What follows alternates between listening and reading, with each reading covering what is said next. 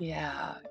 I think for a lot of clients, they do come in going like, I want this fixed. Yeah.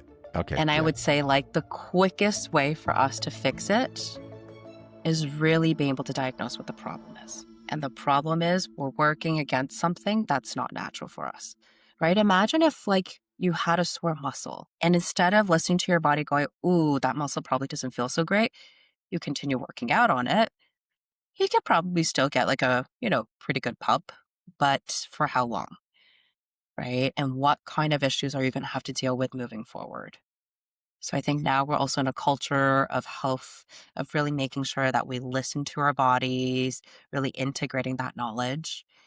And a big part of what clients start to see pretty quickly is when they listen to themselves, they actually can relate to the people in their life in a much easier way. Because when you have clarity about yourself, you're able to engage in the world in a way that actually makes sense and reflects who you are. And so what I often hear from a lot of folks now is, oh, I have so much social anxiety. What are they going to think? Which is such a natural thing, right?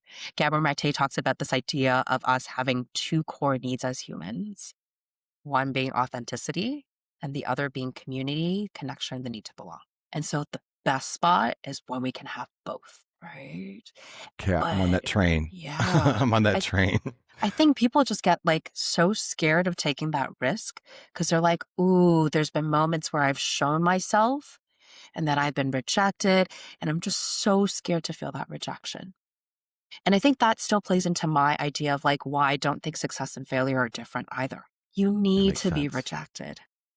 That pain is more to tell us, by the way, that didn't really connect. And that's okay, right? If it doesn't connect, that doesn't mean it's something wrong. We might be curious, we might notice it, we might make sense of, what was going on there, right? But if it didn't connect, probably because we're not swimming in the right pool, right? I would never put a tiny little feeder fish into the ocean. That just seems like an unfortunate environment for them.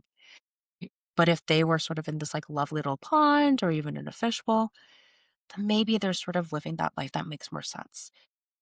And so when we have that clarity for ourselves, then we have the autonomy and the accountability to start to create that environment, to start to create those community and networks, to start to show ourselves in that way, which will actually resonate and pull in the people that are actually for you, which I know, like, from a, thinking sense, makes a lot of sense in terms of how I'm delivering this. It But from a does. practical sense, a lot of clients are like, but what is that like?